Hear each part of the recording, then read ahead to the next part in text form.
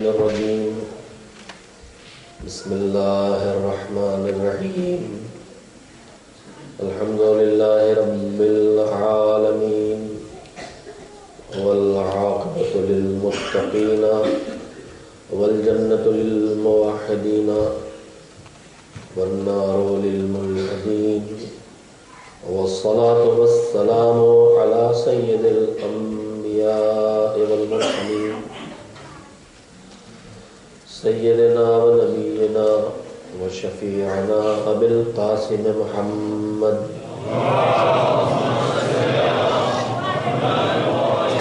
وآل الطيبين الطاهرين المعصومين المظلومين واللعنة الدائمة الباقية على أعدائهم أجمعين من الآن إلى يوم الدين. أما بعد فقد ورد في زيارة يوم عاشوراء عن الإمام الباقر عليه السلام: اللهم اجعلني في مقامي هذا ممن تناله منك صلوات ورحمة ومغفرة. اللهم اجعل محياي محيا محمد وآل محمد ومماتي ممات محمد وآل محمد صلوات محمد.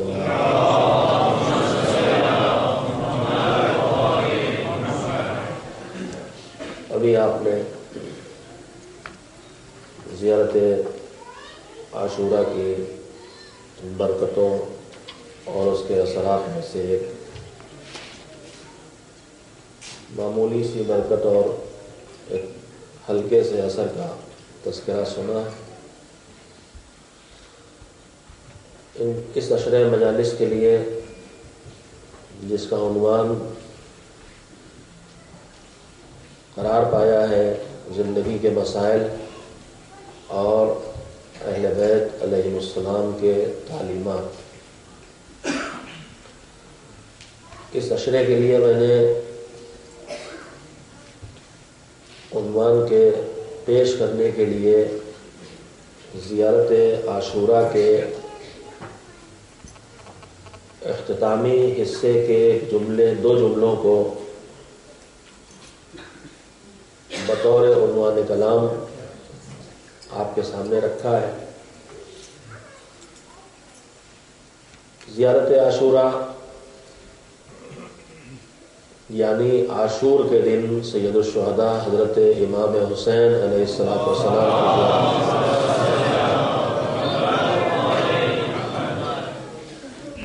اس کی انتہائی تاکید کی گئی ہے اور دور یا نزدیک سے اس دن امام کی زیارت کا حکم دیا گیا ہے.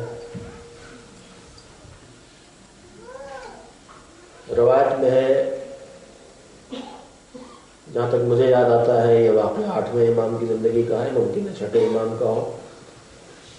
اور میں نے ہمیشہ آپ حضرات کی خدمت میں بات کہی ہے کہ میں زیادہ کوشش بھی نہیں کرتا ہوں اور زیادہ فکر مند بھی نہیں ہوتا ہوں اس بات کے یاد رکھنے کے لیے کہ یہ قول کس امام کا ہے.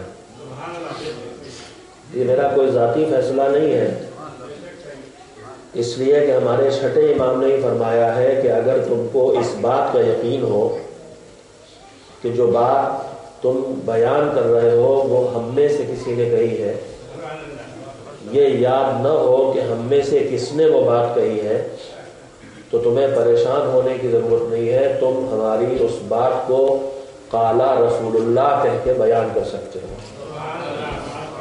اس لیے کہ ہم کوئی بات اپنی طرف سے کہتے ہی نہیں.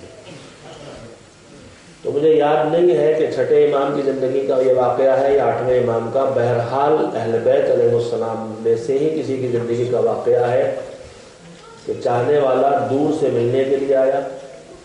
امام نے اس سے پوچھا کہ تم میرے جد حسین کی روزانہ زیارت کرتے ہو کہ نہیں؟ تو اس نے کہا مولا ممکن نہیں ہے. کہا اچھا ہفتے میں زیارت کر لیتے ہو کہ نہیں؟ کہا مولا بہت دور رہتے ہیں. کہا مہینے میں؟ کہا مولا کہاں ہو سکتا ہے. کہا سال میں؟ کہا مولا کبھی کبھی چلے جاتے ہیں. تو امام نے فرمایا کہ کتنے جفاکار ہو تم. اس نے کہا مولا بہت دور رہتے ہیں ہم، کیسے روز امام کی زیارت کریں؟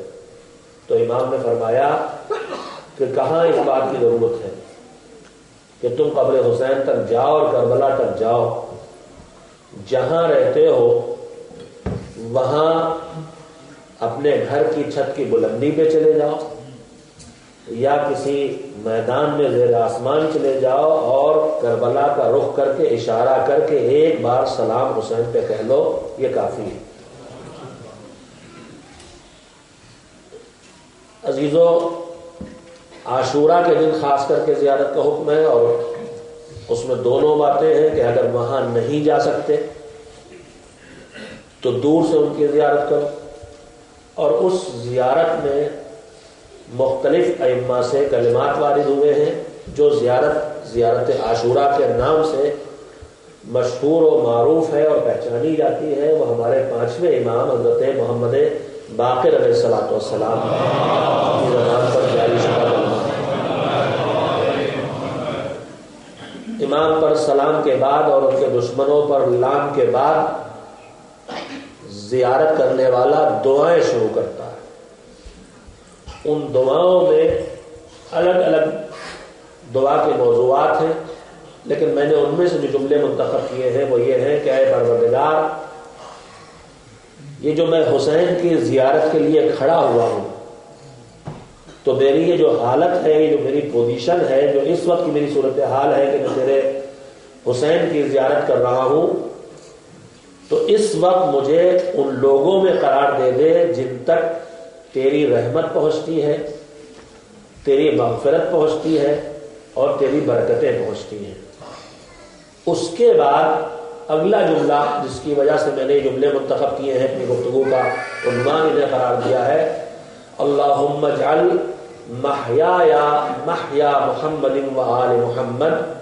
اے پروردگار، میری زندگی کو محمد و آل محمد علیہ السلام کی زندگی بنا دے، وہ مماتی مماتا محمد و آل محمد، اور میری موت کو محمد و آل محمد علیہ السلام کی موت بنا دے.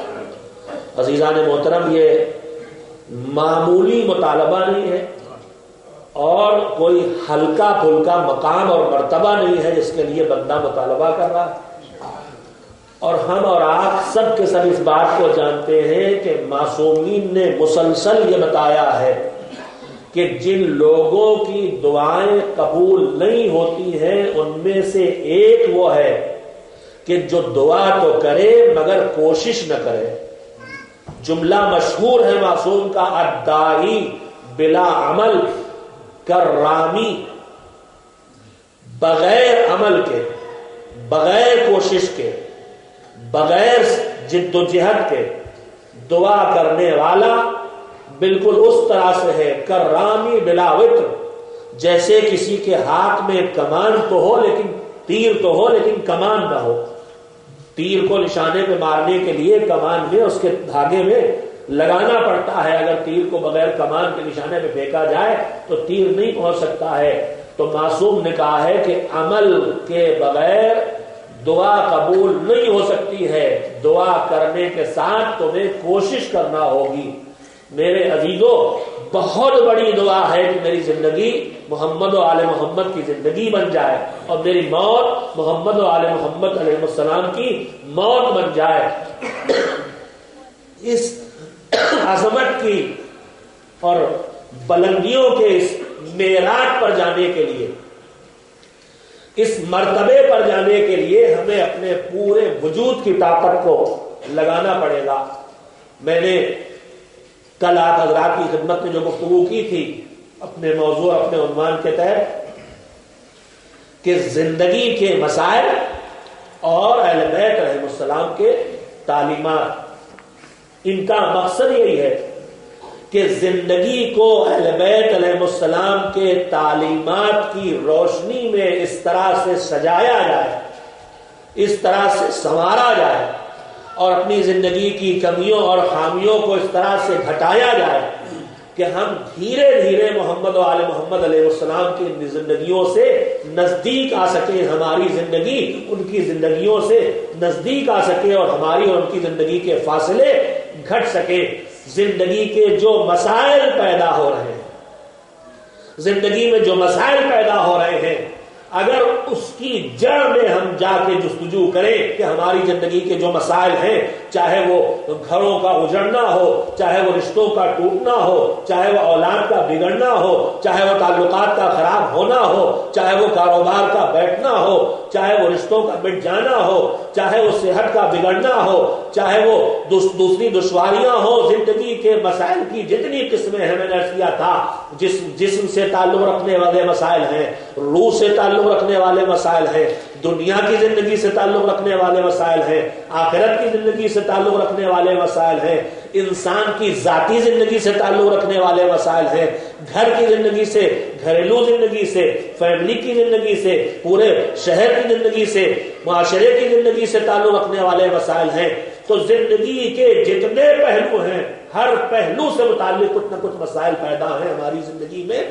ان مسائل کی جڑ میں اگر جایا جائے تو ان میں سے ایک بنیادی بات ہے ہمارے اور اہل بیت علیہ السلام کے درمیان فاصلے کا پیدا ہونا اور فاصلے کا بڑھتا جانا۔ میری اس بات پر آپ توجہ دیں گے، موضوع سنجیدہ ہے، گفتگو بھی سنجیدہ ہوگی۔ اگر ہم تجزیہ کریں زندگی کے مسائل کیوں پیدا ہو رہے ہیں، قصوروار کسی کو بھی ٹھہرا سکتے ہیں، آدمی اپنے کو قصوروار نہیں ٹھہراتا، لیکن اگر گہرائیوں میں جائیں گے تو ایک بات سامنے آئے گی۔ 3 لفظ ہیں، میں نے کبھی آپ کی خدمت میں کہے تھے۔ ایک لفظ ہے جاننا، ایک لفظ ہے پہچاننا، اور ایک لفظ ہے ماننا۔ جاننے کو علمی زبان میں علم کہتے ہیں، پہچاننے کو علمی زبان میں معرفت کہتے ہیں، ماننے کو علمی اور مذہبی زبان میں ایمان کہتے ہیں۔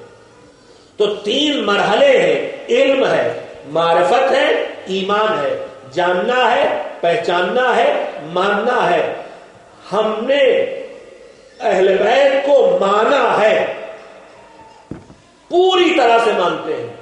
ان کا تذکرہ آتا ہے آنکھوں میں آنسو آنے لگتے ہیں، ان کا نام آتا ہے دل میں جوش و جذبہ پیدا ہونے لگتا ہے، ان کا تذکرہ ہوتا ہے ہماری دل کی کیفیت بدل جاتی ہے، ہمارے حزن و ملال ختم ہو جاتے ہیں۔ ذرا سے ان کی فضیلتوں کے تذکرے آ جائیں، ہم اپنی تکلیفوں کو بھول بیٹھتے ہیں، خوش ہونے لگتے ہیں۔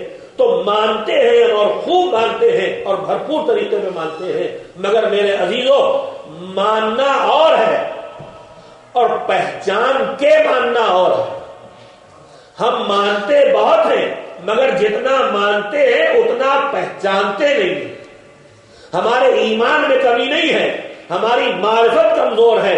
ہم محمد و آل محمد علیہ السلام کی سیرت و کردار کو زیادہ پڑھے بغیر، سمجھے بغیر، سنے بغیر، کچھ زندگی کے خاص تذکروں کو سن کے اسی کے ذریعے اللہ نے ہمارے دل میں رکھی ہے صلاحیت کہ ہم ان کے محبت کا شکار ہیں، اور ان کی محبت ہمیں ان کو پوری طرح سے اپنے آپ کو ان کے حوالے کر دینے میں مجبور کر دیتی ہے۔ لیکن میرے عزیزوں میں جو جملہ کہنا چاہتا ہوں، زندگی کے مسائل اس لیے پیدا ہو رہے ہیں کہ ہم ان کو تو مانتے ہیں مگر جتنا ان کو مانتے ہیں اتنا ہی ان کی باتوں کو نہیں مانتے۔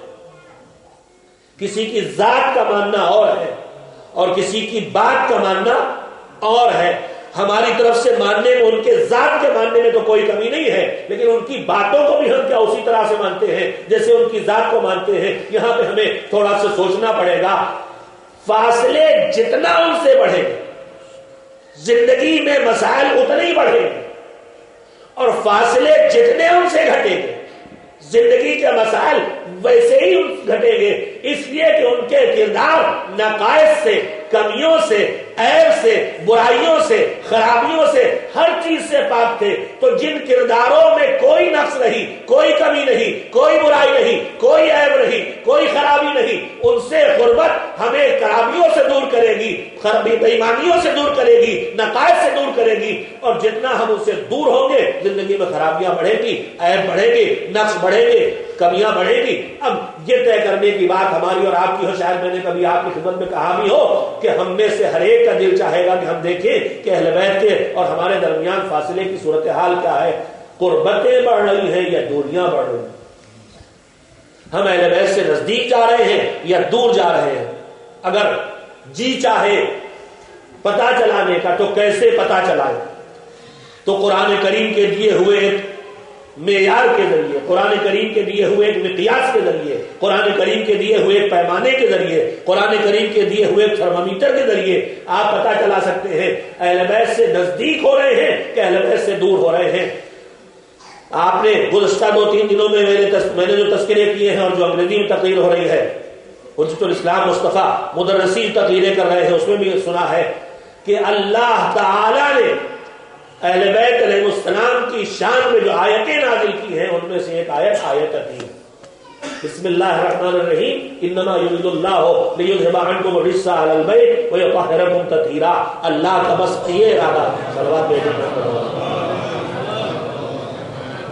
نہیں، محمد و آل محمد کی شان میں جو بہترین آیت ہے ان میں سے ایک آیت عتیق، اس کی تلاوت پہ ویسی بھرپور صلوات دے دیں۔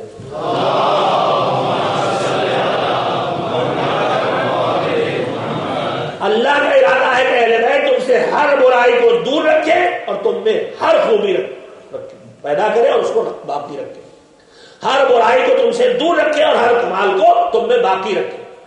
یعنی اہل بیت وہ ہیں جن سے ہر کمی، ہر برائی، ہر عیب، ہر نقص، ہر خرابی دور ہے، اور ہر خوبی، ہر اچھائی، ہر نیکی، ہر کمال، ہر فضیلت، ہر حسن ان کے نزدیک ہے۔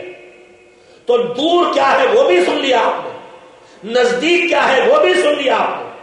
اب اگر ہمیں یہ فیصلہ کرنا ہے کہ ہم صبح سے شام ہم نے کی اہل بیت سے دور ہوئے کہ نزدیک، رات گزار کے صبح کی اہل بیت سے دور ہوئے کہ نزدیک، تو اسی معیار پہ اپنے آپ کو پرکھ لیجئے۔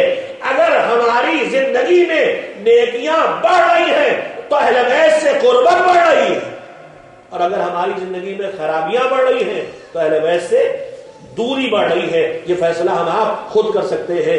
میں نے کل آپ حضرات کی خدمت میں بات کہی تھی کہ آخر زندگی کے مسائل کو حل کرنا ہے تو ہم اہل بیت ہی کے پاس کیوں جائیں۔ 1-2 تذکرے کل آپ کی خدمت میں کیے تھے، آج ایک بات اور اسی سلسلے کے آپ کی خدمت میں کہتے ہوئے اور پھر ایک موضوع پہ مجھے آتا ہے۔ میں نے کل عرض کیا تھا کہ دوسرے لوگ بھی تو ہیں دنیا میں، دوسرے لوگ بھی تو ہیں دنیا میں، کوئی فلسفی ہے، کوئی سائنٹسٹ ہے، کوئی اقتصادیات کا ماہر ہے، کوئی معاشیات کا ماہر ہے، کوئی سماجیات کا ماہر ہے۔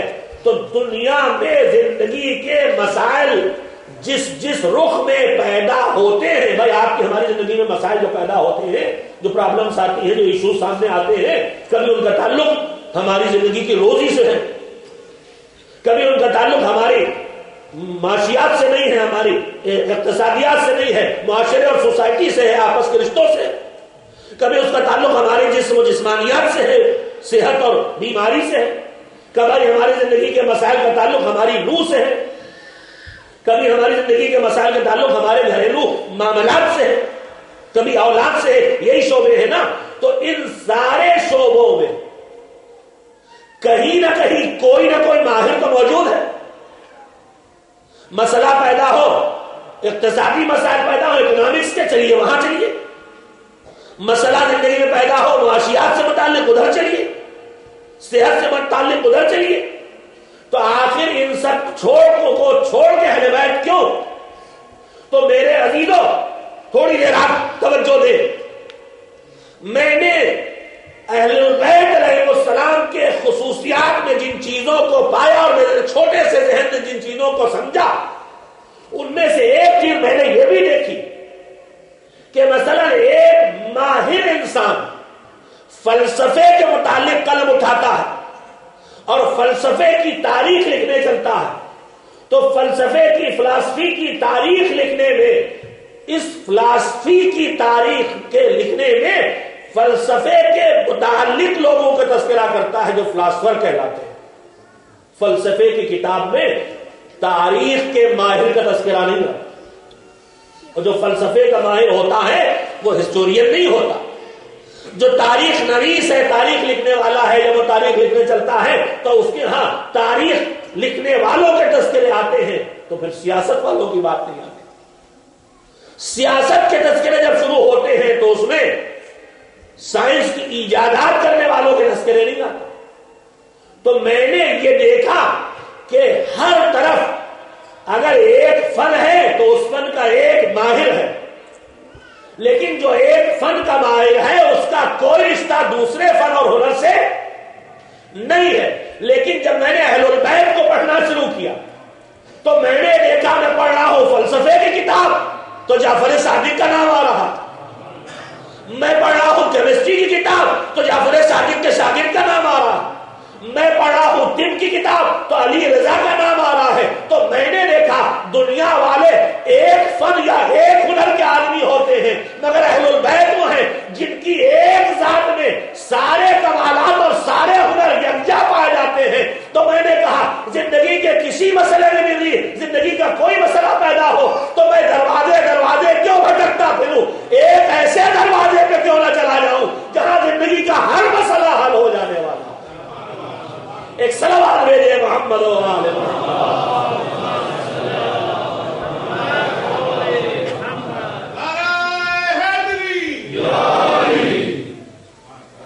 اور پھر یہ جو قابل ہیں لوگ، یہ جو پڑھے لکھے لوگ ہیں، ان کے پاس آج جو مہارت آئی ہے وہ پچھلی نسلوں کے تجربوں کے ذریعے آئی ہے. وہ تجربے جو بعد میں غلط بھی ثابت ہوئے، سارے تجربے صحیح ثابت نہیں ہوئے. بزرگوں کے نظریات بعد میں بدلے ہیں، ہر فن میں، ہر ہنر میں، ہر علم میں. کل کچھ نظریہ تھا، آج کچھ نظریہ ہے. میرے اپنے بچپن میں خود، البتہ 200 سال پرانی کتاب تھی جو پڑھائی گئی، اس کتاب میں مجھے یہ پڑھایا گیا تھا کہ زمین اپنی جگہ ٹکی ہوئی اور سورج اس کے ارد گرد گھوم رہا ہے. اگر جب پڑھایا تب گیا تھا جب یہ نظریہ ختم ہو چکا تھا. لیکن قدیم کتاب کی اس کے کچھ اور اجزاء تھے جو ضروری تھے پڑھے جانا، تو اس میں یہ چیز نظریہ بھی پڑھایا گیا. تو آخر یہ بدلا کہ نہیں بدلا؟ تو آج ان ماہرین فن کے پاس جو زندگی کے مسائل حل کرے، جو کچھ ہے وہ پچھلی میراث ہے جس کا صحیح ہونا ضروری نہیں ہے.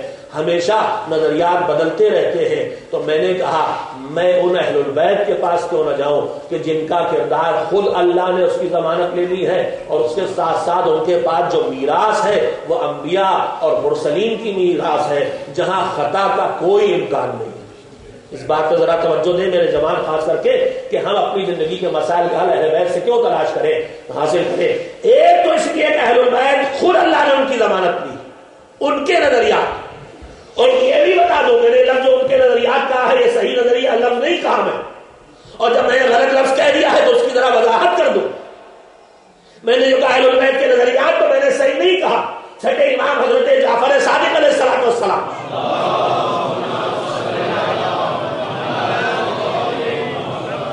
آج کل بھی فیشنی کے لوگ آتے ہیں اور بیٹھ جاتے ہیں، مولانا اس سلسلے میں آپ کا نظریہ کیا ہے؟ میں چپندی کا شوربہ، میرا نظریہ کیا ہے، اس کے اوقات کیا ہے؟ نظریہ پوچھنا ہے تو مجتہد کا نظریہ پوچھیے، فقیہ کا نظریہ پوچھیے. مگر چونکہ وہ کہا کرتے ہیں کہ میرا کہنا یہ ہے، لہذا مجھ سے بھی پوچھ لیتے ہیں کہ آپ کا نظریہ کیا ہے.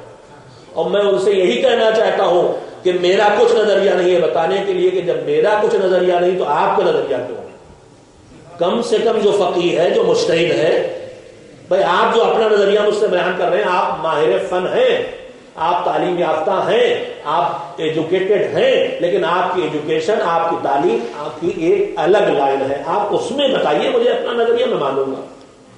لیکن جس رشتے سے آپ کا تعلق نہیں ہے، فقہ کے مسائل جس کو آپ نے اس کی الف بے نہیں پڑھی ہے، جس کا قرآن، جس کی پہلی کتاب قرآن ہے، جو آپ کو سمجھنا نہیں آتی، جس کا دوسرا ذریعہ حدیثیں ہیں جنہوں کو آپ نے آج تک دیکھا ہی نہیں کہ ہیں کہاں کتنی لکھی ہوئی، تو آپ کو نظریہ قائم کرنے والے میرا نظریہ قائم کر لیتا ہے آدمی اور پھر پوچھتا ہے. ایسے ہی ہر دور میں رہے لوگ.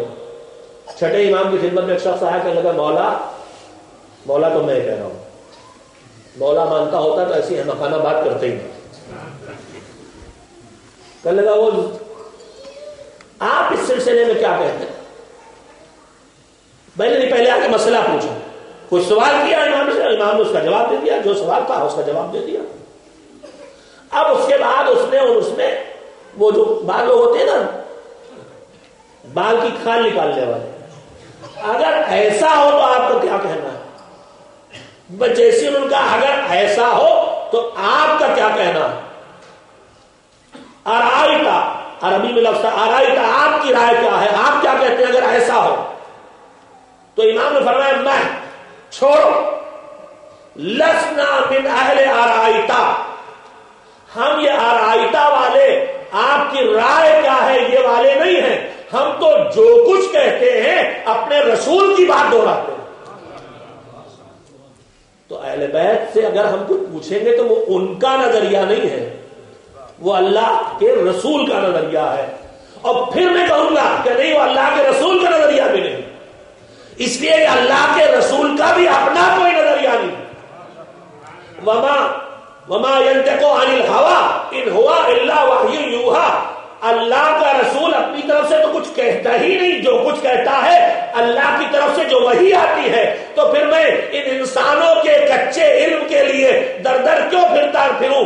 میں وہاں سے جا کے صحیح بات کیوں نہ لے لوں؟ جو پیغمبر کی بات بتاتے ہیں، وہ پیغمبر جو اللہ کی بات بتاتا ہے، تو مجھے زندگی دینے والے نے زندگی دی ہے، اسی زندگی میں مسئلے پیدا ہوئے ہیں، میں اہل بیت کے سہارے اس زندگی دینے والے سے اپنے مسئلے کا حل مانگنے جاتا ہوں. اس لیے میں نے درے اہل بیت کو منتخب کر دیا. ایک صلوات دے دیں محمد و آل محمد.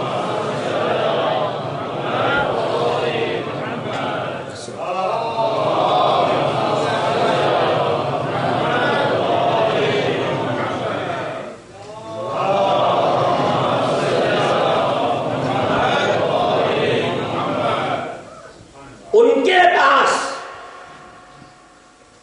اللہ کا دیا ہوا وہ سارا علم ہے جو براہ راست ان کو ملا یا ان سے پہلے ان کے جد حضرت رسول اکرم کو ملا یا ان سے پہلے آنے والے انبیاء و مرسلین کو ملا.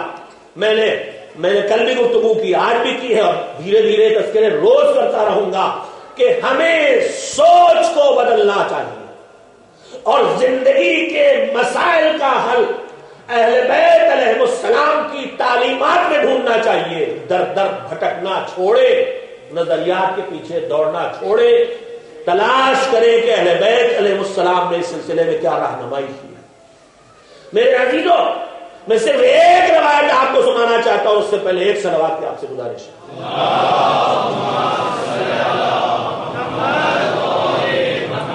میرے جوان خصوصیت سے سنیں، یہ تذکرے ان تفصیلات اور جزیات کے ساتھ کم پیش کیے جاتے ہیں. چھٹے امام حضرت جعفر صادق علیہ الصلوۃ والسلام کی خدمت میں آپ کے انتہائی محبوب اور پسندیدہ صحابی اور شیعہ اور چاہنے والے جناب ابو بصیر آئے اور انہوں نے کہا کہ آپ کے شیعہ ایک روایت بیان کرتے ہیں، میں وہ آپ سے پوچھنا چاہتا ہوں. تو امام نے کیا ہوگا؟ تو امام ابو بصیر نے کہا کہ آپ کے چاہنے والے اور شیعہ روایت بیان کرتے ہیں کہ اللہ کے رسول مولا علی امیر المومنین حضرت علی بن ابی طالب علیہ الصلوۃ والسلام نے یہ جملہ فرمایا ہے کہ میرے پیغمبر نے مجھے علم کے 1000 باب دیے اور میں نے ہر باب سے 1000 باب کھول لیے. علم کے 100,000 دروازے، علم کے 1000 چیپٹر، جو جی چاہے آپ کہہ لیں، اور میں نے ہر باب سے، ہر چیپٹر سے 1000 باب اور 1000 چیپٹر کھول لیے. میں یہاں پر اپنے نوجوانوں سے جملہ کہہ دینا چاہتا ہوں، کبھی کبھی یہ خیال ذہنوں میں آتا ہے کہ جو صاحبان فضیلت ہیں، جن کے فضائل روز بیان کیے جاتے ہیں، ان کو ایسا علم ملا، ان کو ایسی شجاعت ہے، ان کے پاس یہ کمال ہے، یہ ہنر ہے، یہ فن ہے، یہ اونچائی ہے، یہ عظمت ہے، یہ بلندی ہے، تو اللہ نے ان کو دی، ان کے پاس ہے، ہم کو دیتا، ہمارے پاس بھی ہو۔ اس میں ان کا کیا دخل؟ ان کا کون سا کمال تھا؟ اللہ نے ان کو دیا، ان کے پاس تھا، ان کا کیا کمال تھا، ان کا کیا دخل تھا؟ تو ایک مستقل موضوع میں صرف اس میں روایت کے جملے کے تحت ایک اشارہ کر دینا چاہتا ہوں کہ میرے عزیزوں اس جملے پر نظر ڈالیے، مولا علی کے جملے پر، کہ انہیں جو کمال یا ہنر یا اونچائی عظمت ملی ہے اس میں ان کا کوئی دخل ہے کہ نہیں؟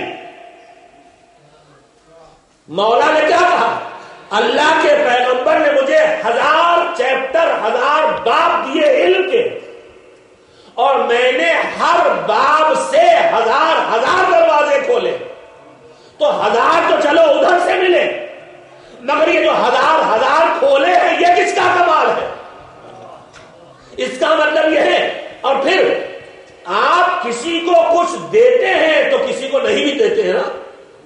ایک کو علم ملتا ہے دوسرے کو نہیں ملتا ہے، تو دوسرا کھڑا ہو جائے ہم کو کیوں نہیں ملا؟ وہ اہل تھا اس لیے اس کو ملا، اس میں صلاحیت تھی اس لیے ملا، اس میں گنجائش تھی اس لیے ملا، ان کا اہل ہونا ہی سبب بنا کہ انہیں ملا، اور پھر انہوں نے اپنی طرف سے اضافہ کیا ہے، اس کا مطلب ان کی ذات کو، ان کی کوششوں کو، ان کے کاوشوں کو اس میں دخل ہے کہا۔ تو جناب ابو بصیر نے امام سے کہا کہ یہ روایت شیعہ بیان کرتے ہیں کہ اللہ کے مولا علی نے کہا کہ اللہ کے پیغمبر نے مجھے 1000 چیپٹر دیے علم کے، نالج کے، اور میں نے ہر باب سے 1000 باب کھول لیے۔ تو مولا یہ بات آپ فرماتے ہیں صحیح ہے؟ امام نے فرمایا ہاں۔ تو جناب ابو بصیر نے جذبے میں آ کے، جوش میں آ کے کہا واللہ ھذا ھو العلم الکامل، خدا کی قسم یہ ہے علم کامل، یہ ہے مکمل علم۔ اصول کافی کی روایت ہے جو میں آپ کی خدمت میں عرض کر رہا ہوں، مولا نے فرمایا کہ 1000 باب ملے، اور 1000 سے میں نے 1000 باب کھولے۔ میں نے خود کبھی کیلکولیٹر پہ ضرب دے کے اگلی مرتبہ روایت پڑھنے کے لیے جوڑ کے نکالوں گا، 1000 سے ایک باب سے 1000 باب نکلے تو 1000 سے 1000 کتنے ہوں گے مجھے نہیں پتا، ملین کچھ ہوتے ہوں گے۔ تو جناب ابو وسیع نے کہا کہ واللہ ھذا ھو العلم الکامل، یہ علم کامل ہے، مکمل علم ہے، کمپلیٹ علم ہے۔ تو امام روایت کہتی ہے کہ امام نے تھوڑی دیر سر جھکایا، خاموش بیٹھے رہے، اور اس کے بعد فرمایا کہ ابو بصیر نہیں، یہ علم کامل نہیں ہے، یہ علم کامل نہیں ہے۔ کہا اس کے بعد امام نے فرمایا ہمارے پاس جامعہ ہے۔ کم روایتیں پڑھی جاتی ہیں ایسی مجالس میں، اس لیے کہ آپ جیسے قدردان ہیں سن رہے ہیں، خاموش ہی صحیح سن تو رہے ہیں، جب سونا شروع کریں گے تو سلوات بھجواؤں گا، ابھی سو بھی نہیں۔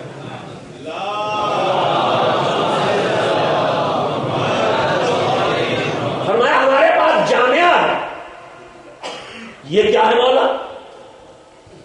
فرمایا وہ ایک تو ہوتی کتاب جو جلدوں میں ہوتی ہے، ایک بزرگوں کو آپ نے دیکھا ہوگا کہ وہ ہمارا پوتھی کہتے ہیں، یعنی کتاب ورقوں کو کھولتے جائیے لمبے ہوتے چلے جاتے ہیں، کہاں وہ ایک پوتھی ہے جس کا سائز پیغمبر کے ہاتھوں سے 70 ہاتھ لمبا ہے، یعنی کاغذ کا وہ ٹکڑا جو تہ بتہ رکھا گیا ہے جو 70 ہاتھ پیغمبر کے ہاتھوں سے اس کی لمبان ہے، یعنی 35 میٹر تقریباً 35 میٹر وہ لمبی ہے، کاغذ کا ایک کاغذ یا جلد یا جو چیز بھی ہو اس کا ایک ٹکڑا ہے، اور وہ 70 ہاتھ پیغمبر کے ہاتھوں سے لمبا ہے۔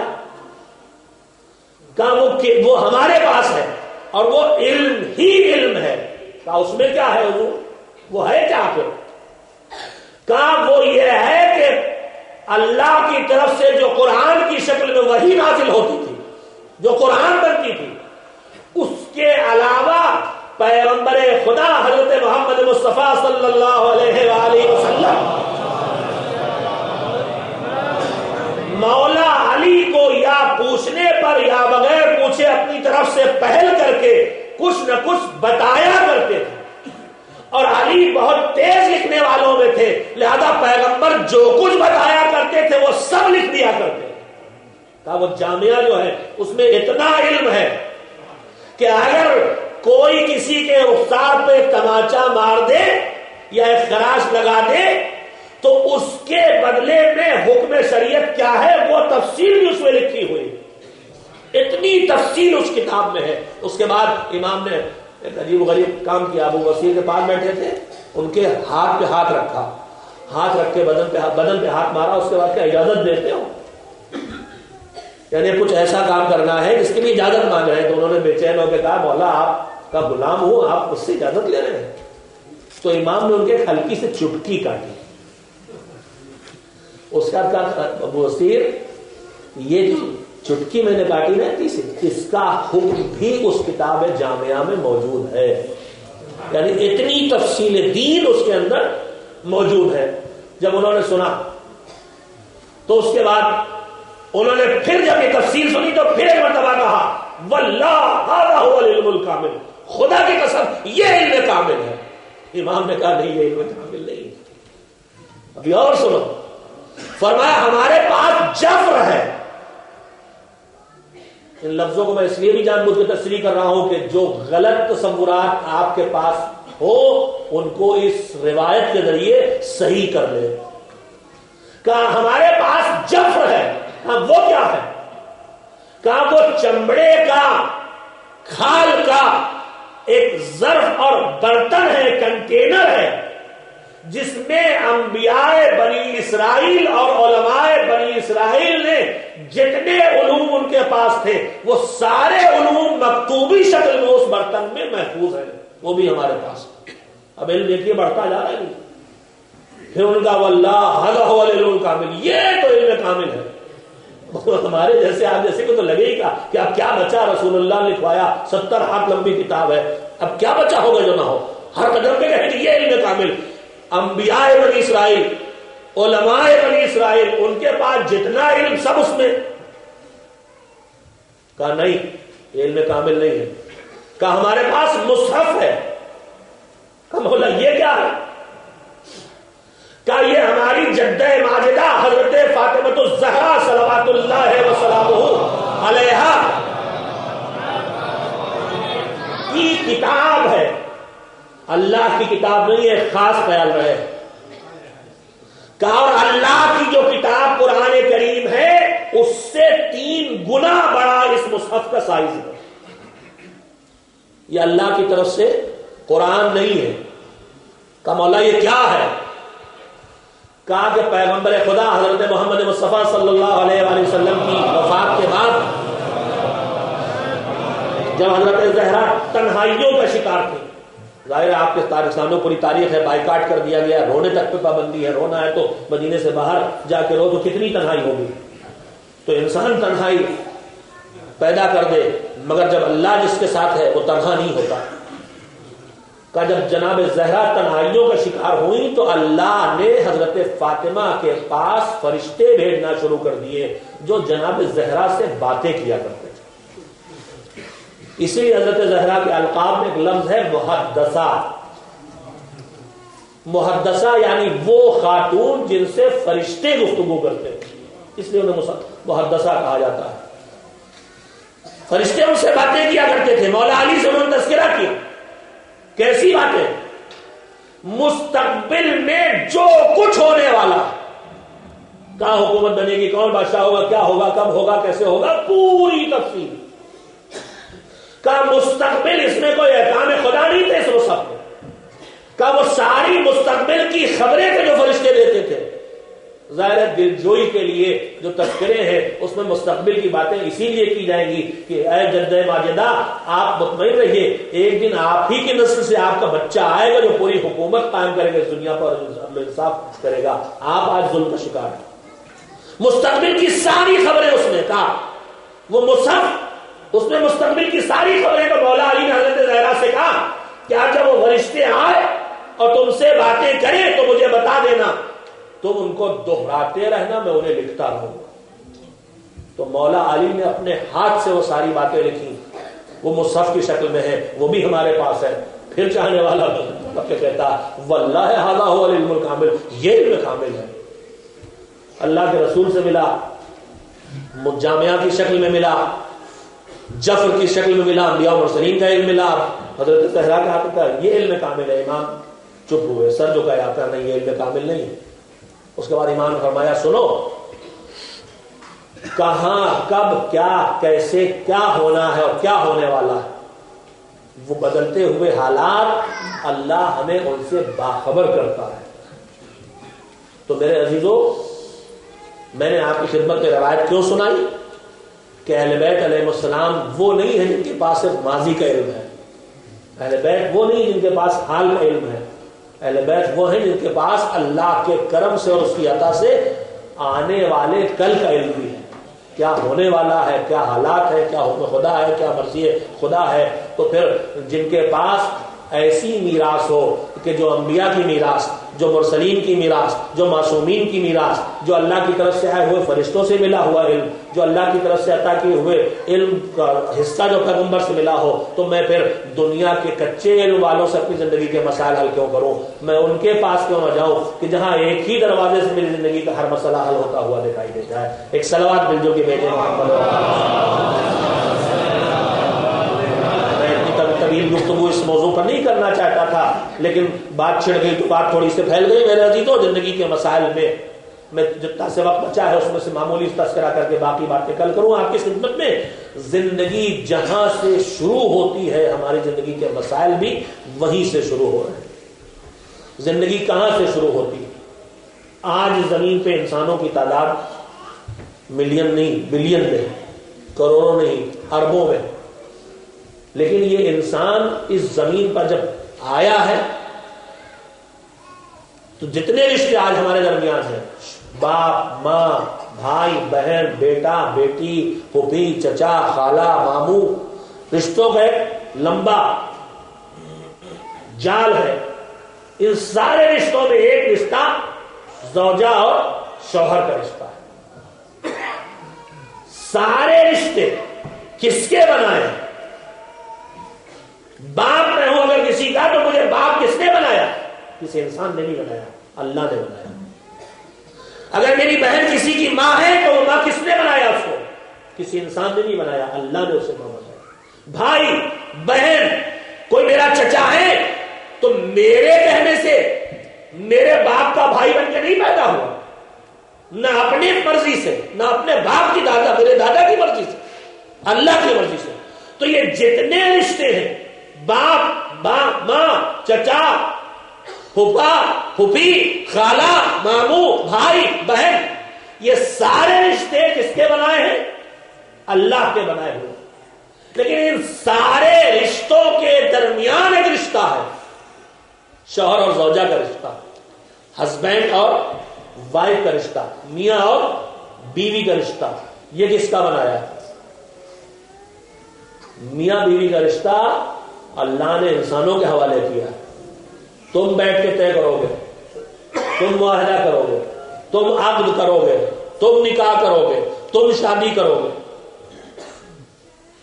فیصلے پوری کائنات کے اس کے ہاتھوں میں, بات اس کی نہیں کر رہا ہوں میں. لیکن اس مجلس اعضاء میں اگر آپ اٹھ کے آئے ہیں تو کہیں اللہ لایا, میں نہیں آیا. نہیں, کچھ معاملات وہ ہیں جو ڈائریکٹ اور مکمل طور پہ اللہ کے ہاتھوں میں, اور کچھ معاملات وہ ہیں جو اللہ کے ہاتھوں میں ہے کہ اس نے بندوں کو اس میں دخیل کر دیا. چھٹے امام حضرت جعفر صادق علیہ السلام سے منسوب اس مسئلے اور یہ الجھن اکثر پیدا ہو جاتی ہے کہ اللہ کر رہا ہے کہ بندے کر رہے ہیں, بندوں کو اختیار دیا اللہ نے یا بندوں کو اختیار نہیں دیا, سارا اختیار اپنے ہاتھوں میں رکھا ہے. تو امام نے اس مسئلے کو حل کیا تھا. جس شخص نے سوال کیا تھا امام سے, وہ کھڑا ہوا تھا, بیٹھا ہوا تھا. امام نے اس سے کہا اٹھ کے کھڑے ہو جاؤ, کھڑا ہو گیا. امام نے کہا ایک پیر اٹھا لو, تو اس نے ایک پیر اٹھا لیا. پھر امام نے اس سے کہا دوسرا پیر اٹھا لو, تو اس نے کہا مولا یہ نہیں ہو سکتا, ایک پیر اٹھا سکتا ہوں, دونوں پیر نہیں اٹھا سکتا. بس امام نے کہا یہی معاملہ ہے, کچھ کام تم کر سکتے ہو, کچھ کام تم نہیں کر سکتے ہو, وہ اللہ کے ہاتھ میں ہے. تو فیصلے ادھر سے ہیں, لیکن ان فیصلوں کے نفاذ میں ہمارا دخل ہے. کون میری بیوی ہو, کون شوہر ہو, یہ فیصلے ہم نے خود کیے. میں نے ایک وکیل طے کیا, میری بیوی کی طرف سے دوسرا وکیل طے ہوا, انہوں نے ہمارا نکاح پڑھا تو ہم میاں بیوی بنے. تو یہ رشتہ جو میاں بیوی کا ایک اجنبی مرد اور ایک اجنبی عورت کے درمیان قائم ہوا، یہ کہاں سے قائم ہوا؟ بندوں نے قائم کیا۔ باقی سارے رشتے اللہ کے بنائے۔ باقی باتیں کل کروں گا، آج وقت ختم ہو رہا۔ باقی جتنے رشتے ہیں وہ کس کے بنائے ہوئے ہیں؟ اللہ کے بنائے ہوئے۔ باپ اللہ نے بنایا، بیٹا اللہ نے بنایا، نانا نانی دادا دادی اللہ کے بنائے ہوئے، چچا پھوپھی خالہ ماموں یہ سب اللہ کے بنائے ہوئے، اس میں بندے کا کوئی دخل نہیں ہے۔ اور یہ رشتہ میاں بیوی کا رشتہ بندوں کا بنایا ہوا۔ ایک طرف ہے اللہ کا بنایا رشتہ، ایک طرف ہے بندوں کا بنایا رشتہ۔ اللہ کے کام اور بندوں کے کام کا فاصلہ بھی دیکھ لیجیے۔ اللہ کا بنایا کوئی رشتہ کبھی ٹوٹتا ہے؟ کل سے اعلان کرتے ہیں ہمارے باپ نہیں، لا کے اعلان کرے باپ تو باپ ہے رہے گا، لا کے اعلان کرے میرا بیٹا نہیں، بیٹا تو بیٹا ہے رہے گا۔ نالائق آپ کے اعلان سے ہو سکتا ہے وہ، اور اس میں آپ کے اعلان کی ضرورت بھی نہیں ہے، وہ اللہ کی طرف سے کنفرم ہو جاتا ہے۔ نالائق آق بیٹا بھی ادھر ہی سے کنفرم ہوتا ہے، اور نالائق اور آق باپ بھی ادھر ہی سے کنفرم ہوتا ہے۔ لفظوں کی کوئی کارروائی کی ضرورت نہیں ہے، آدمی اپنے اعمال سے لائق آق ہوتا ہے۔ لیکن بہرحال یہ رشتے جو ہیں اللہ کے بنائے، قیمتی بات کہہ رہا ہوں، یہ رشتے جو اللہ کے بنائے ہیں یہ کسی کے توڑنے سے ٹوٹتے نہیں ہیں۔ یہی بندے اور اللہ کے کام کا فرق ہے۔ اللہ کے بنائے رشتے اللہ نے بنائے ہیں تو کسی بندے کے توڑنے سے ٹوٹتے بھی نہیں ہیں۔ بندوں کا بنایا رشتہ، شادی کا رشتہ، ازدواج کا رشتہ، میاں بیوی کا رشتہ، زوج و شوہر کا رشتہ بندوں کا بنایا رشتہ ہے، تو پھر بندوں نے بنایا ہے تو ٹوٹ بھی جاتا ہے، بندوں کے توڑنے سے ٹوٹ بھی جاتا ہے۔ میں تمہید رکھ رہا ہوں صرف کل کی گفتگو کے لیے، جو زندگی کے مسائل اس میں اہم ترین مسئلے پر مجھے گفتگو کرنا ہے۔ تو میاں بیوی کا رشتہ، زوجہ اور شوہر کا رشتہ، ہسبینڈ اور وائف کا رشتہ بندوں کو بنایا ہے، بنتا بھی بندوں کے ہاتھوں ہے، ٹوٹتا بھی بندوں کے ہاتھوں ہے۔ لیکن ایک بہت قابل توجہ بات کہنا چاہتا ہوں، اس کائنات میں پہلا رشتہ جو تھا وہ کس کا تھا؟ باپ بن کے آدم آئے تھے، ماں بن کے ہوا آئی تھی؟ نہیں، آدم شوہر بن کے آئے تھے، ہوا زوجہ اور بیوی بن کے آئی تھی۔ تو ہے تو بندوں کا بنایا رشتہ، مگر اتنا بنیادی رشتہ ہے کہ جب تک یہ رشتہ نہ آ جائے الہی رشتے آ ہی نہیں پاتے۔ اللہ کے بنائے رشتے، ماں باپ کا رشتہ، اولاد کا رشتہ، چچا پھوپھی کا میں بار بار دوہرا رہا ہوں، بندوں کا بنایا رشتہ ضرور ہے میاں بیوی کا رشتہ، لیکن یہ اتنا بنیادی، اتنا اصلی، اتنا اساسی، اتنا اصل رشتہ ہے کہ جب تک یہ رشتہ نہ آ جائے، نہ کوئی ماں بنتی ہے عورت، نہ کوئی باپ بنتا ہے مرد، نہ کوئی بیٹا بنتا ہے، نہ کوئی بیٹی بنتی ہے۔ اللہ نے اسے اتنی اہمیت دی ہے کہ سارے رشتے خود بنائے، یہ بندوں سے قائم کرایا، مگر بندوں سے قائم کرا کے اسے سارے رشتوں کی بنیاد بنا دیا ہے۔ تو زندگی میں جتنے رشتے ہیں ان سب رشتوں کے جتنے مسائل ہیں، وہ مسائل جو پیدا ہوں گے وہ اس بنیادی رشتے سے پیدا ہوں گے۔ اگر یہ بنیادی رشتہ مسائل سے دور ہوگا تو باقی رشتے بھی اچھی طرح سے اپنا حق ادا کریں گے، اور اگر اس بنیادی رشتے میں کمیاں ہوں گی تو پھر کمیاں ہی کمیاں زندگی میں آتی چلی جائیں گی۔ میں کل باقی گفتگو آپ کی خدمت میں کروں گا انشاءاللہ۔ میں نے اپنے لیے پہلا موضوع زندگی کے مسائل میں پہلا موضوع قرار دیا ہے زندگی کا وہ اہم اور بنیادی رشتہ جسے رشتہ ازدواج کہتے ہیں، جسے شوہر اور زوجہ کا تعلق کہتے ہیں، جسے میاں بیوی کا رشتہ کہتے ہیں۔ اس رشتے کے اندر پیدا ہونے والے مسائل سے زندگی کی دشواریاں پیدا ہوتی ہیں، اور یہ رشتہ اگر مسائل سے خالی ہوتا ہے، مسائل سے پاک و صاف ہوتا ہے تو زندگی میں آسانیاں ہی آسانیاں پیدا ہو جاتی ہیں۔ اور دیکھیے، اس رشتے کی ہم آہنگی اگر دیکھنا ہے، اس رشتے کا آپس کا انس دیکھنا ہے، قرآن کریم میں اللہ نے ایک خصوصی اعلان کیا ہے، کل پڑھوں گا آپ کے سامنے۔ میں کہوں گا کہ معجزات میں سے ایک معجزہ یہ ہے کہ اللہ خصوصیت سے ایک انس اور ایک مودت پیدا کر دیتا ہے کہ اجنبی مرد اور ایک اجنبی عورت کے درمیان۔ اس انس اور اس مودت کے اور اس ہم آہنگی کے نمونے اگر دیکھنا ہے تو کربلا میں چل کے دیکھیے۔ آج 2 محرم گزری، حسین کا قافلہ کربلا پہنچ چکا ہے۔ حسین اس کربلا تک پہنچنے سے پہلے راستے میں بھی محسوس کرا رہے ہیں کہ اب ہم وہاں پہنچنے والے ہیں جہاں ہمارے سر و تن میں جدائی ہو گئی۔ ابھی آپ نے انگریزی کی گفتگو میں جملہ سنا تھا کہ عالم سفر میں گھوڑے پر بیٹھ کے چلتے ہوئے یا اونٹ پر بیٹھ کے چلتے ہوئے، حالانکہ ظاہر اونٹ یا گھوڑے پہ بیٹھ کے جب اونٹ یا گھوڑا چل رہا ہو تو نیند کا آنا بڑا مشکل ہوتا ہے، مگر کتنا تھکے ہوئے ہیں سید الشہداء، کتنی تکان ہے کہ سواری کی پشت پر ایک مرتبہ جھپکی لی ہے، ہلکی سی آنکھ لگی اور پھر آواز دی انا للہ و انا الیہ راجعون۔ پہلو میں جوان بیٹا ہے کا بابا برحق ہے یہ جملہ، مگر اس وقت آپ نے کیوں کہا کہ بھائی بیٹا، آنکھ لگی، کانوں میں آواز آئی، موت کی طرف یہ قافلہ جا رہا ہے۔ علی اکبر نے بوڑھے باپ کے دل کو مضبوطی دی، کا بابا ہم حق ہیں کہ نہیں؟ کا بیٹا بے شک، کا پھر کیا ڈرنا، ہم موت پہ جا پڑے یا موت ہمارے اوپر۔ حسین اس قافلے کو لے کے کربلا پہنچ چکے۔ 2 محرم کو پہلا ستم یہ ہوا ہے کہ خیمے فرات کے کنارے نہیں لگانے دیے، دور تپتی ہوئی ریت کے خیمے لگ گئے، فرات پہ پہرے بیٹھ رہے ہیں، پہرے بڑھ رہے ہیں، حسین کے خیموں میں پانی گھٹ رہا ہے، کربلا دھیرے دھیرے آگے بڑھ رہی ہے، یہاں تک کہ 7 محرم آئی، حسین کے خیموں میں پانی ختم ہو گیا۔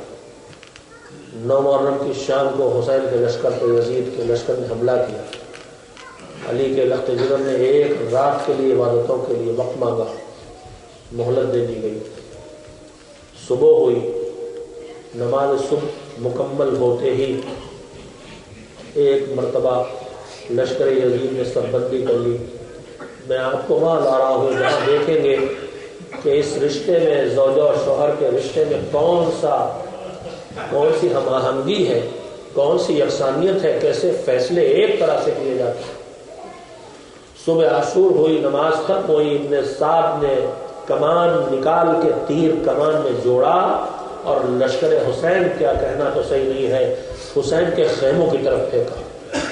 جیسے ہی حسین کے خیموں کی طرف یہ تیر چلا، جتنی کمانیں لشکر یزید میں تھی سب نکل آئیں، تیر اس میں گئے اور ہزاروں تیروں کا ایک ساتھ نشانہ خیام حسینی کی طرف تھا۔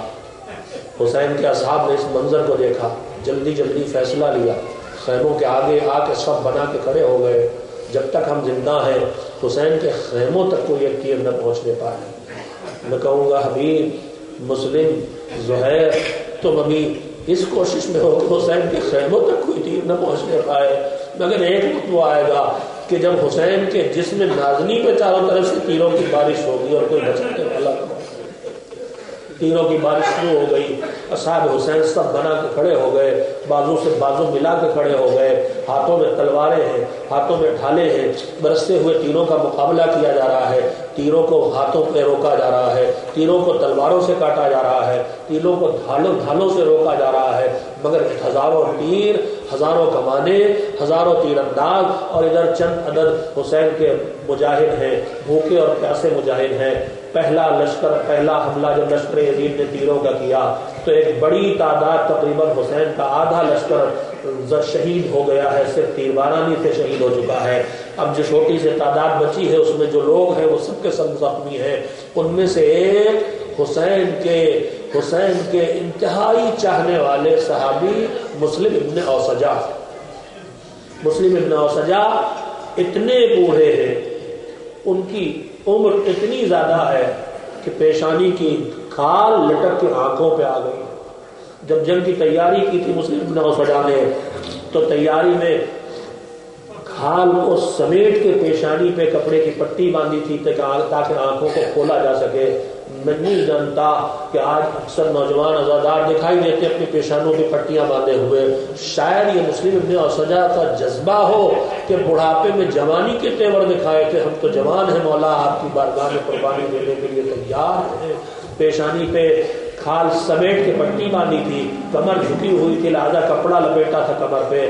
اس 90 سال سے زیادہ عمر ہے، بدن زخمی ہے، 4 دن کی پیاس گزر چکی ہے اور بدن پر تیروں کے زخم میں خون بھی بہ چکا ہے، اگر ابھی بدن میں جتنی طاقت ہے اس طاقت کے ساتھ حسین کی حمایت کرنا ہے، ایمان کی خدمت میں آئے مولا جنگ کی اجازت دے دے، میدان جنگ میں جا کے آپ کی راہ میں جہاد کرنا چاہتا ہوں۔ اجازت لی، میدان میں آئے، بڑے بڑھاپے اور ضعیفی اور کمزوری کے عالم میں بھی لڑے اور کچھ اور جہنمیوں کو جہنم واصل کیا. اس کے بعد زخمی ہو کے زمین پہ گرے. آواز دی مولا مدد کے لیے تشریف لائیے. حسین مسلم کے سرانے پہنچے. حسین تنہا نہیں ہے, حسین کے ساتھ ساتھ جناب حبیب ابن مظاہر بھی ہیں. حبیب حسین کے بچپن کے دوست بھی ہیں اور حبیب مسلم کے ساتھی بھی ہیں.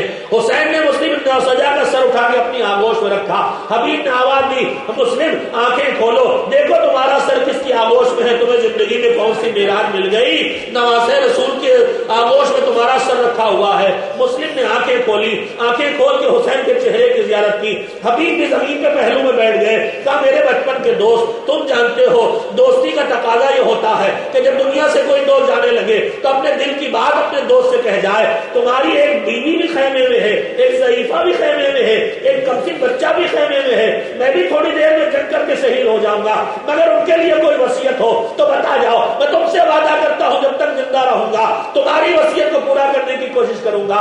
حبیب نے اپنی بوڑھی زوجہ کے لیے کوئی وصیت نہیں کی, اپنے کمسن بچے کے لیے کوئی وصیت نہیں کی. ایک مرتبہ تاریخ کہتی ہے انگلی اٹھائی, ہاتھوں میں اتنی طاقت نہ تھی, انگلی کانپنے لگی اور لڑکڑاتے ہوئے زبان سے جو الفاظ نکلے ہوئے کہہ رہے تھے, اے میرے بچپن کے دوست حبیب, جب تک زندہ رہا اپنے آقا حسین کی حفاظت کی کوشش کی, جب تک زندہ رہنا مولا کی حفاظت کا خیال رکھنا. نہ بچے کے لیے کوئی وصیت کی, نہ زوجہ کے لیے وصیت کی. بوڑھے شیر نے دم توڑ دیا. حسین جنازے کو لے کے خیموں تک آ گئے.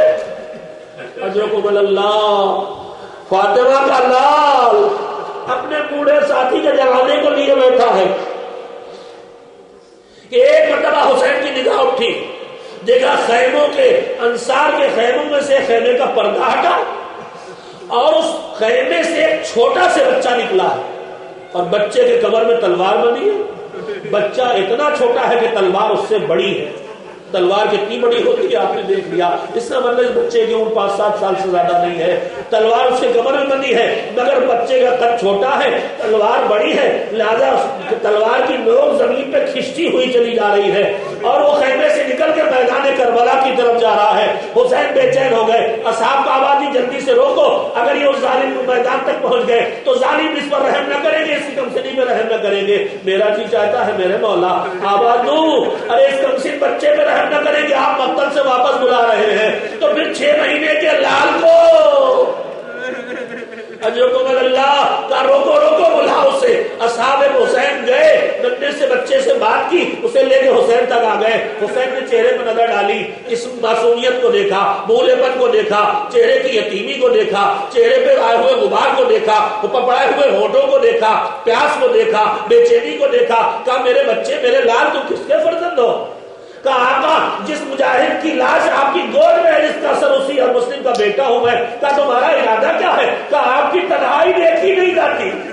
کہا ہے مظلومیت حسین, ننھے ننھے بچے بے چین ہو رہے ہیں. کہا آپ کی تنہائی دیکھی نہیں جاتی, میدان میں جا کے آپ کے لیے جنگ کروں گا. حسین نے کہا بیٹا تمہارا بوڑھا باپ مر گیا, تم ابھی بہت چھوٹے ہو, تمہاری ماں خیمے میں ہے, تم اپنے خیمے میں واپس چلے جاؤ, مجھے ضرورت نہیں ہے تمہارے میدان میں بھیجنے کی. اس نے ننھے ننھے ہاتھ جوڑے, ارے میرے آقا جس اماں کے لیے آپ مجھے مقتل میں بھیج رہے ہیں اسی اماں نے تو اسلحہ لگا کے مجھے بھیجا ہے. دیکھو کیسی ہم آہنگی ہے, شوہر جان دے چکا, بیوی مقتل میں جا کے تلوار ہاتھ میں لے کے لڑ نہیں سکتی. کہا اسی اماں نے مجھے بھیجا ہے تاکہ میں جا کے جان دے دوں اس کی طرف سے. حسین راضی نہیں ہوتے. ایک مرتبہ درے خیمہ کا پردہ ہٹا, ایک بوڑھی خاتون سر پہ چادر ڈالے نکلی, ہاتھوں کو جوڑ کے آواز دی, مولا مسلم مرد تھے, انہوں نے مقتل میں جا کے جان دے دی, میں عورت ہوں, میں میدان میں لڑنے نہیں جا سکتی, میری اس ننھی سی قربانی کو آپ قبول کر لیجئے, میری طرف سے اس مجاہد کو مقتل میں جانے کی اجازت دے دیجئے. ہائے مظلومی حسین کہ ننھے ننھے بچے تک اپنی جان حسین سے قربان کرنے کے لیے تیار ہیں. وَسَيَعْلَمُ الَّذِينَ ظَلَمُوا أَيَّ مُنقَلَبٍ يَنقَلِبُونَ. إِنَّا لِلَّهِ وَإِنَّا إِلَيْهِ راجعون. اللهم تقبل منا إنك أنت السميع العليم